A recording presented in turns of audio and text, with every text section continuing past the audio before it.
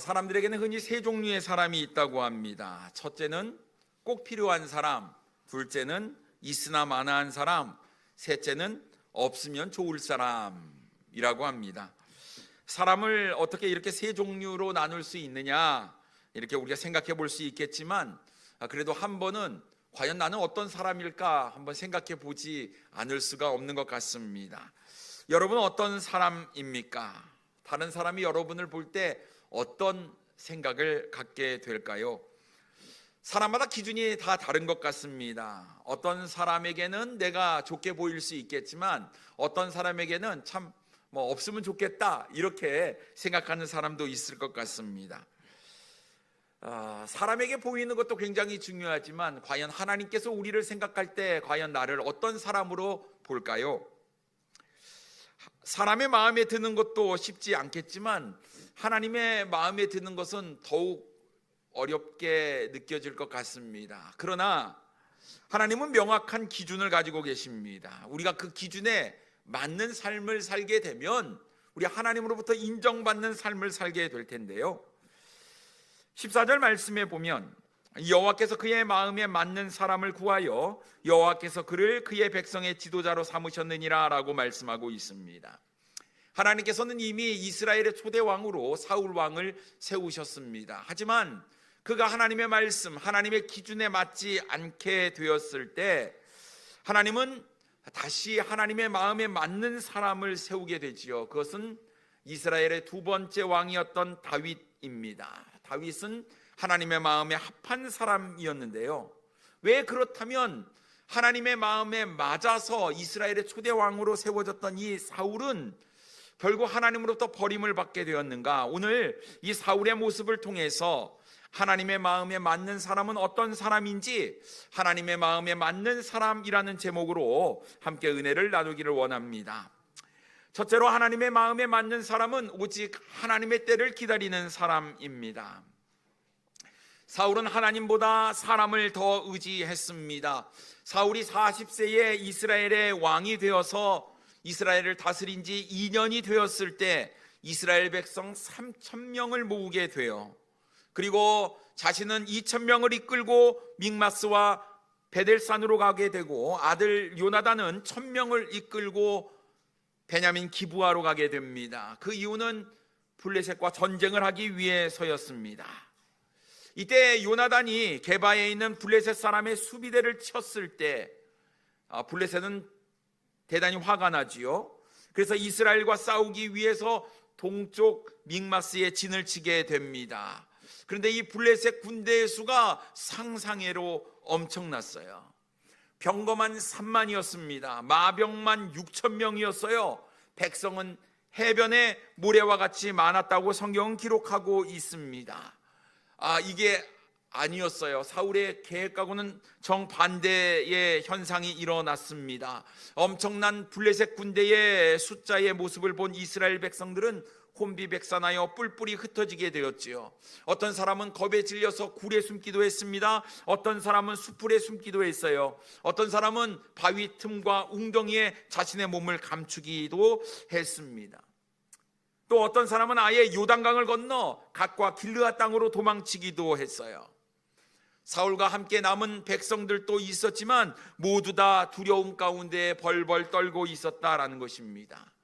고작 3,000명을 모아서 이 블레셋 대군과 맞서 싸우겠다라는 생각 자체가 무리였던 것이었지요. 이것은 계란으로 바위를 치는 격과 같았다라는 것입니다. 전쟁을 벌였는데 수습하기가 굉장히 어려웠다라는 것이죠. 어떡합니까? 하나님의 사람을 기다리기로 했어요. 사울은 사무엘이 오기로 한 약속한 날까지 7일을 기다리며 버텼습니다. 그런데 기다려도 하나님의 사람 사무엘이 오지 않습니다. 그러자 남아있던 백성들도 점점 사울에게서 흩어지기 시작했습니다. 8절 말씀에 보면 사울은 사무엘이 정한 기한대로 이레 동안을 기다렸으나 사무엘이 길갈로 오지 아니하매 백성이 사울에게서 흩어지는지라 라고 말씀하고 있습니다. 큰일 났습니다. 3,000명, 겨우 고작 3,000명 갖고 지금 전쟁을 일으켰는데 다 도망가고 이제 600명이 남아 있습니다. 수많은 블레셋 군대는 눈앞에 있는데 자꾸 백성들은 흩어지는 거예요. 15절 후반부에요. 사울이 자기와 함께한 백성의 수를 세어보니 600명 가량이라. 아니, 블레셋 군대는요 병거만 3만이었어요. 마병만 6,000명이었어요. 그 숫자는 해변의 모래와 같이 셀 수도 없이 수많다고 이야기를 하고 있습니다. 600명 갖고 전쟁에 승리할 수 있을까요? 사울의 마음이 점점 초조해졌습니다. 괜히 잠자는 호랑이의 코털을 건드린 것이 아니냐 후회가 막심했습니다. 근데 이미 엎질러진 물 아니겠습니까? 거기에다가 왜 하나님의 사람 사무엘은 왜 오지 않는 것입니까? 백성들이 점점 떠나고 분위기는 좋지 않게 되었어요. 위급함을 느낀 사울은요 자기가 나가서 직접 번제를 드리게 됩니다. 9절 말씀에 보면 사울이 이르되 번제와 화목제물을 이리로 가져오라 하여 번제를 드렸더니라고 말씀하고 있습니다. 아마 사울은 이렇게 생각했던 것 같아요. 아마 내가 번제를 드리면 백성들의 사기가 오를 것이고 하나님께서 도와주시지 않을까 하는 생각이 마음 가운데 있었기 때문일 것 같습니다. 근데 여러분 잘 생각해 보십시오. 제사는 누가 드려야 합니까? 제사장이 드려야 하는 것입니다. 아무리 왕이라고 할지라도 제사를 드릴 수가 없었다라는 것이에요. 이것은 하나님께서 세우신 법이었다라는 것입니다. 그러므로 사울이 왕이었지만 제사를 드렸다는데 문제의 심각성이 있다라는 것입니다. 이것은 하나님께서 정하신 룰을 깨는 것이었어요. 제사를 드렸다라는 것은 하나님의 선지자의 권위를 경솔히 여겼다는 것이고 이것은 곧 하나님의 뜻을 저버리는 망령된 일과 다름이 없기 때문이었습니다. 사랑하는 성도님 여러분, 우리가 살다 보면 위급한 일을 당할 수가 있습니다. 그런데 여러분, 위급한 일을 내가 당했다고 해서 우리가 해서는 안 되는 일을 자초해서는 안 된다라는 것이지요. 사울이 블레셋을 치려고 했을 때 사실은 하나님께 물었어야 합니다. 하나님, 내가 블레셋을 치러 갈까요 말까요? 하지만 사울은 애당초 하나님께 뜻을 묻지도 않았지요. 자신의 판단대로 군사를 소집했습니다. 겨우 3,000명 가지고 전쟁을 일으키려고 했던 것이었지요.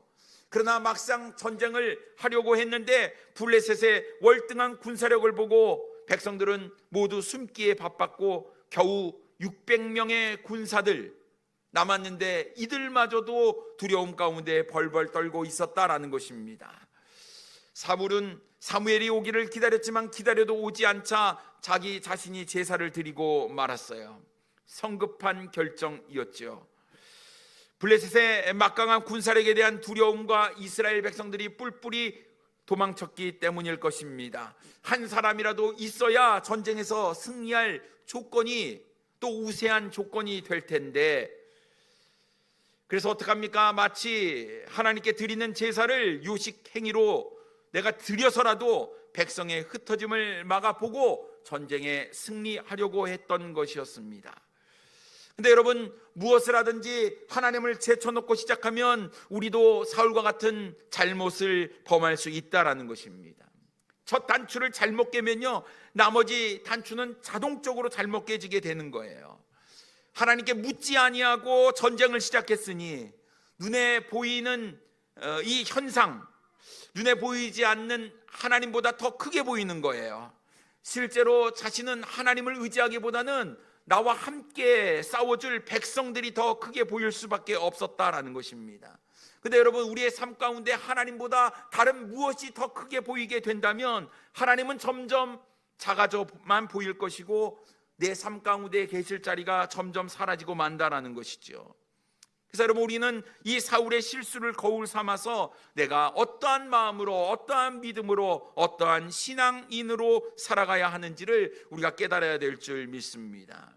여러분, 어떠한 상황 가운데서도 하나님의 때를 기다려야 됩니다. 성급하게 결정하고 행동해서는 안 된다라는 거예요. 사무엘이 오기로 약속했다고 하면 그 약속을 기다리고 믿고 기다려야 하는 것 아니겠습니까? 섣불리 성급하게 하나님께 묻지 아니하고 전쟁을 벌린 것도 잘못이었지만 자신이 드려서는 안 될 제사를 마치 자신이 제사장인 것처럼 드린 것 자체도 잘못된 것이다라는 것입니다. 때때로는 이렇게 생각이 듭니다. 하나님께서 정해 주신 그때가 무의미하게 보일 때가 있고 또 불안하고 두려울 때가 있다라는 것입니다. 내 생각에는 지금이 적기라고 생각하고 지금의 기회를 놓치면 안 된다고 생각을 하는데 하나님께서는 자꾸 우리를 기다리게 만드신다라는 거예요. 이럴 때 우리 마음 가운데 불안함이 있는 것 아니겠습니까? 하나님 지금이 적기 아닙니까? 그러면서 하나님을 원망하기도 하고 불평하기도 합니다. 그래서 어떡합니까? 성급하게 내 마음대로 내 판단대로 우리의 인생 가운데 중요한 것들을 결정해 버릴 때가 있다라는 것이지요. 그러나 여러분, 엄청난 결과가 우리에게 주어진다는 것도 우리는 기억해야 된다라는 것입니다. 시간이 지나놓고 보면 내가 그때 하나님께서 정하신 때에 할 걸 하는 후회가 우리의 삶 가운데 찾아오게 된다라는 것입니다. 여러분, 하나님의 때는 우리가 생각한 때와 다를 때가 참 많이 있음을 우리는 고백할 수밖에 없습니다. 근데 여러분, 우리가 적기라고 생각하는 그때가 어쩌면 가장 위험한 때일 수도 있고 우리에게 가장 불리하다고 느끼는 그 시간대가 가장 좋은 결과물을 가져다 주는 때가 될 수도 있다라는 것입니다. 그러나 여러분, 인생에 있어서 중요한 결정일수록 우리는 하나님께 물어야 하고 하나님이 정하신 때에 우리가 할 수 있는 그런 믿음이 우리에게 필요한 줄 믿습니다. 하나님은 가장 좋은 때에 가장 좋은 방법으로 우리를 사랑하시기에 우리에게 은혜를 베풀어 주시는 분임을 우리가 잊지 마시고 늘 성급하게 판단하는 것이 아니라 하나님의 때를 잘 기다릴 수 있는 우리 사랑하는 성도님들 되기를 원합니다. 그리하면 하나님께서 가장 좋은 때에 가장 좋은 방법으로 우리들 앞에 놀라운 은혜를 베풀어 주시리라고 믿습니다. 두 번째로, 하나님의 마음에 맞는 사람은 자신의 잘못을 인정하고 회개하는 사람입니다. 어떤 부자가 하나님께 기도를 드렸습니다. 하나님, 저는 이제 돈도 많이 벌었고요, 사회적으로 성공도 했습니다. 근데 이제 제 나이가 80이네요. 살 날이 얼마 남지 않은 것 같습니다. 그러니 제가 가지고 있는 물질의 반을 뚝 떼어서 주님께 드리겠습니다. 제 목숨을 조금만 연장시켜 주십시오. 이렇게 기도를 했어요. 그러자 하나님께서 조금 섭섭한 표정으로 이렇게 이야기를 합니다. 그래, 내가 나에게 전 재산을 바친다고 했으면 내가 2000년을 넘게 살게 해줄 텐데 내가 반을 준다고 하니 나도 반을 뚝 떼어 1000년만 더 살게 해주겠다. 이렇게 이야기를 했다고 합니다. 그 부자가 이 얘기를 딱 듣고 아이고 1000년이 어디야? 이렇게 생각을 하면서 너무나 기뻐했어요. 그리고 동네방네 사람들에게 이야기를 합니다. 하나님께 내가 이렇게 기도를 했더니 하나님께서 나에게 1000년을 살 수 있는 기회를 주셨다 하고 동네방네 다니면서 자랑을 했어요. 잔치를 베풀었습니다. 그러면서 하나님께서 나에게 이런 응답을 주셨다고 자랑하기 시작했어요. 그런데 그 다음 날 이 부자가 심장마비로 세상을 떠났습니다. 그러자 그의 아들이 하나님에게 가서 하나님께 항의를 했습니다. 하나님, 하나님께서 아버지에게 약속하지 않았습니까? 1000년을 주신다고요. 그런데 왜 저희 아버지는 그렇게 일찍 데려가셨습니까? 그러자 하나님께서 이렇게 말씀하셨어요. 넌 성경도 안 읽냐? 베드로후서 3장 8절을 읽어봐라. 난 약속을 지켰다. 베드로후서 3장 8절에 뭐라고 말씀하십니까? 사랑하는 자들아, 주께는 하루가 1000년 같고 1000년이 하루 같다는 이 한 가지를 잊지 말라. 1000년을 줬는데 그 다음 날 하루 살고 세상을 떠났다라는 우스갯스러운 이야기입니다. 여러분, 우리가 하나님의 뜻을 잘 이해해야 합니다. 우리가 하나님의 말씀을 자의적으로 해석하면 안 되는데요. 사울이요, 하나님께 버림받게 된 두 번째 이유는 뭐냐면 자기 잘못을 인정하지 아니하고 하나님께 회개하기보다는 변명을 일삼았기 때문에 그렇습니다. 사무엘이 길갈에 도착했을 때 이미 사울은 번제를 드린 후였어요. 10절 말씀에 보면 번제를 드리기를 마치자 사무엘이 온지라 사울이 나가 맞으며 무난하매라고 말씀하고 있습니다. 좀 아쉽잖아요. 7일을 기다렸거든요. 조금만 더 기다리면 사무엘이 와서 제사를 인도할 텐데 조금 그 인내하지 못해서 그 참지를 못해서 사울은 제사를 드리게 되었다라는 것입니다. 사무엘이 사울이 한 행동에 대해서 책망을 하게 되지요. 그런데 사울이 그것을 인정하지 않아요. 오히려 자신이 행한 일에 대한 정당함을 누려놓기 시작했습니다. 11절 말씀에 보면 사무엘이 이르되 왕이 행하신 것이 무엇이냐 하니 사울이 이르되 백성은 내게서 흩어지고 당신은 정한 날 안에 오지 아니하고 블레셋 사람은 믹마스에 모였음을 내가 보았으므로 라고 말씀하고 있어요. 세 가지 이유, 세 가지 변명을 들어 이야기하고 있습니다. 첫째는 백성이 지금 흩어지고 있습니다. 지금 이 상황이 좋지 않아요. 둘째는 사무엘 선지자 당신이 약속 시간에 오지 않았기 때문이며, 세 번째는 블레셋 군사들이 지금 근접해 있는 급박한 위급한 상황이었기 때문이라고 이야기를 했습니다. 결국은 어떤 이야기입니까? 자신의 탓이 아니고 이것은 환경 탓이고 사무엘 탓이라고 이야기를 하는 거예요. 애초에 전쟁을 일으킨 사울에게 잘못이 있는데 말입니다. 12절 말씀해 보니 이에 내가 이르기를 블레셋 사람들이 나를 치러 길갈로 내려오겠거늘 내가 여호와께 은혜를 간구하지 못하였다 하고 부득이하여 번제를 드렸나이다 하니라 라고 말씀하고 있습니다. 근데 여러분, 이 사울이 지금 현상 가운데 일어나는 그 상황을 보면서 판단한 것은 명확했어요. 지금 그냥 싸워서는 패배가 명확합니다. 그러므로 우리가 의지해야 될 것은 하나님의 은혜를 기대하는 것뿐이었어요. 내가 여호와께 은혜를 간구하지 못하였다라는 판단은 아주 정확한 판단이었습니다. 하나님의 은혜가 있어야 전쟁에서 승리할 수 있는 것 아니겠습니까? 하지만 그가 한 행동은 잘못됐다라는 거예요. 부득이하여 번제를 드렸다라는 것은 절대로 용납될 수 없는 행동이었다라는 것입니다. 결국 자기에는 책임이 없다라는 발언을 그가 하고 있는 것이었지요. 사무엘의 지적에도 불구하고 책망에도 불구하고 자신은 아니다라고 자신의 죄를 합리화시키려고 노력을 했다라는 것입니다. 여러분, 그가 진정으로 하나님을 사랑하고 하나님을 경외한 사람이라고 한다고 하면 하나님께서 정하신 법도를 무시하고 자기 마음대로 제사를 드리지는 않았을 것이다 라는 것이에요. 여러분, 일전에 엘리 제사장의 아들 홈리와 비느하스가 블레셋과의 전쟁 가운데 하나님의 언약궤를 가지고 나가면 승리할 것이라고 생각을 하지 않았습니까? 사실 하나님의 언약궤는 하나님의 임재를 상징하는 것이지만 우리 하나님은 언약궤 안에 갇혀진 분이 아니었잖아요. 근데 마치 우상처럼 그것을 가지고 나가면 전쟁에서 승리할 수 있었다라고 생각했던 것처럼 사울도 그런 생각을 가지고 있었던 것 같아요. 하나님께 내가 제사를 드리면, 어찌하든지 제사를 드리게 되면 하나님께서 전쟁을 승리로 이끄실 것이다 라는 그런 생각을 가지고 있었던 것 같습니다. 근데 여러분, 이것은 마치 하나님을 내 마음대로 조종하는 거예요. 내 판단대로 전쟁에서 이기는 수단으로 하나님을 사용하고 있다라는 것입니다. 근데 여러분, 하나님을 내 뜻대로 이용해서는 안 된다는 사실을 기억하셔야 하는 것입니다. 우리는 하나님의 뜻에 맞춰서 우리가 순종하며 행동하며 따르는 삶을 살아야 하는 것입니다. 하나님께서 하라고 하면 하는 것이고 하지 말라고 하면 하지 말아야 하는 것입니다. 사울의 죄는 불순종의 죄를 넘어서 하나님을 함부로 대한 죄, 하나님을 업신여긴 죄다라는 것이지요. 그런데 여러분, 이러한 모습들이 어디서부터 시작됐습니까?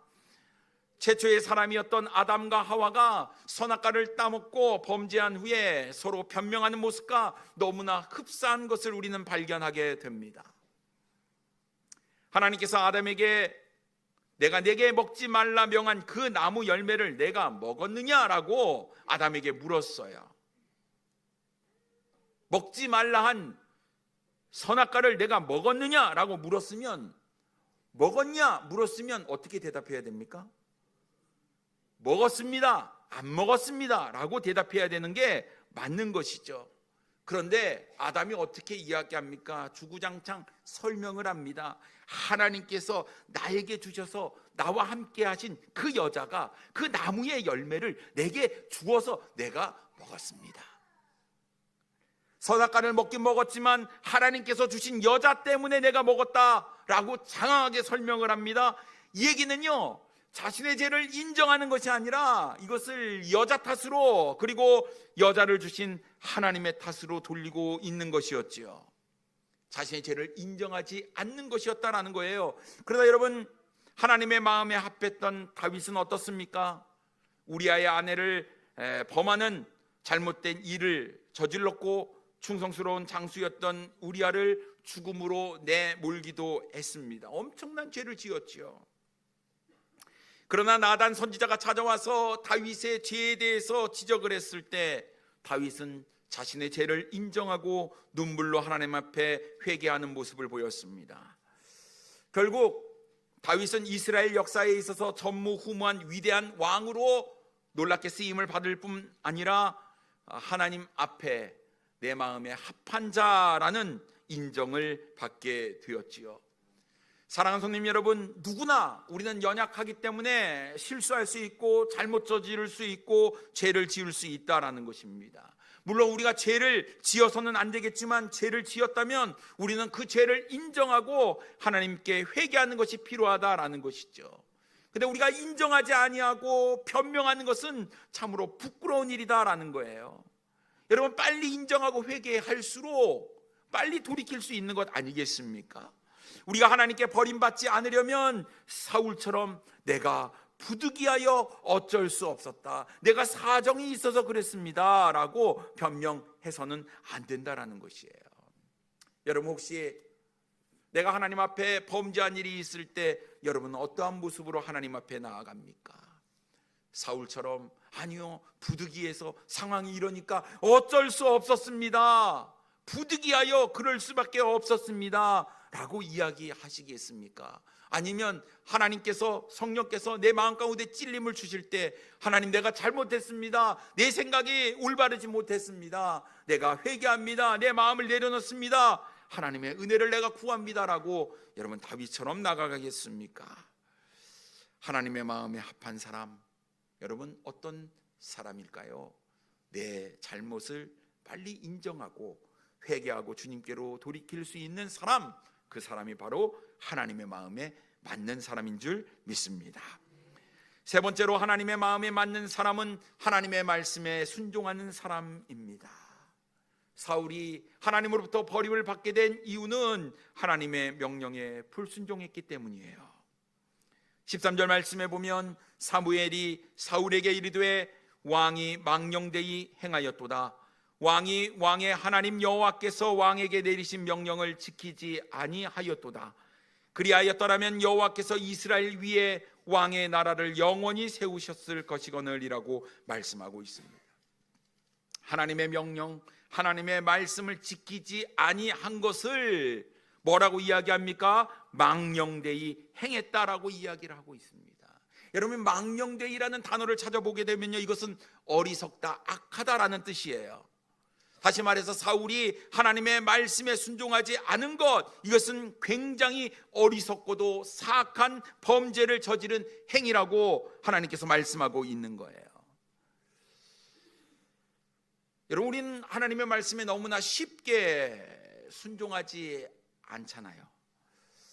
뭐 이것 정도는 하나님 이해해 주시겠지라고 이야기하잖아요. 하지만 우리가 하나님의 말씀에 순종하지 않는 것은 하나님 앞에 어리석고도 사악한 일을 행하는 것이고, 이것은 곧 망령되이 행한 것이라고 성경은 이야기하고 있다라는 것이에요. 여러분, 이것은 하나님의 영광을 가리는 일이고 하나님의 주권을 침범한 범죄 행위이기 때문에 그렇습니다. 그러면서 이렇게 이야기하지 않습니까? 사울이 하나님의 명령을 잘 지켰다면 사울의 나라가 영원할 것이라고 이야기를 하고 있는 거예요. 그렇지 못했기 때문에 사울의 나라는 길지 못할 것이라고 이야기했고, 사울 때에 그의 왕위는 끝나고 하나님께서 다윗을 통해서 이를 이루어 가시는 모습을 보게 됩니다. 14절 말씀에 보면 지금은 왕의 나라가 길지 못할 것이라 여호와께서 왕에게 명령하신 바를 왕이 지키지 아니하였으므로 여호와께서 그의 마음에 맞는 사람을 구하여 여호와께서 그를 그의 백성의 지도자로 삼으셨느니라 하고 말씀하고 있습니다. 이미 하나님께서는 사울이 하나님의 말씀에 불순종하고 격길로 나갔을 때 하나님의 마음에 맞는 사람을 이미 구했다라고 말씀하고 있습니다. 사울은 하나님의 마음에 맞지 않는 사람이었어요. 사무엘상 15장 11절 말씀에 보면 내가 사울을 왕으로 세운 것을 후회하노니 그가 돌이켜서 나를 따르지 아니하며 내 명령을 행하지 아니하였음이라 하신지라 라고 말씀하고 있습니다. 여러분, 하나님께서 왜 사울을 왕으로 세운 것을 후회하셨습니까? 하나님의 명령을 지키지 아니하고 행하지 아니하였기 때문이라고 말씀하고 있습니다. 그러므로 우리는 하나님의 말씀에 순종하는 사람이 되어야 합니다. 그 말씀이 내 생각에 맞냐 맞지 않느냐 하는 것이 중요한 것이 아니에요. 중요한 것은 어떤 말씀이 나에게 주어졌든지 내가 그 말씀에 순종하느냐 순종하지 않느냐, 그것에 따라 우리의 인생이 달라지게 된다라는 것입니다. 그러므로 우리는 순종의 사람이 되어야 합니다. 사울은 하나님의 은혜로 이스라엘의 초대 왕이 되었지만 2년도 되지 않아서 하나님으로부터 버림을 당하게 되는 비운의 왕이 되고 맙니다.